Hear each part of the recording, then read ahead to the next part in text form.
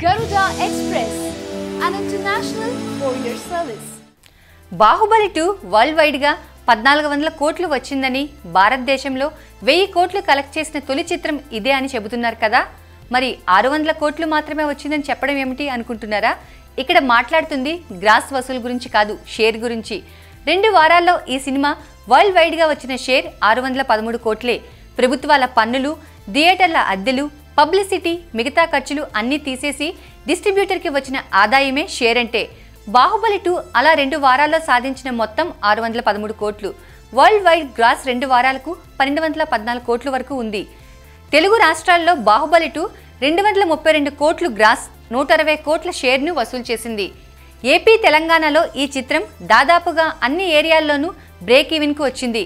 నైజాంలో 53.6 కోట్లు, సీడెడ్లో 27.8 కోట్లు, ఉత్తరాంధ్రలో 21.26 కోట్లు, తూర్పు గోదావరిలో 14.6 కోట్లు, పశ్చిమ గోదావరిలో 10.66 కోట్లు, గుంటూరులో 14.78 కోట్లు, కృష్ణాలో 11.3 కోట్లు, నెల్లూరులో 6.14 కోట్లు వసూలు చేసింది.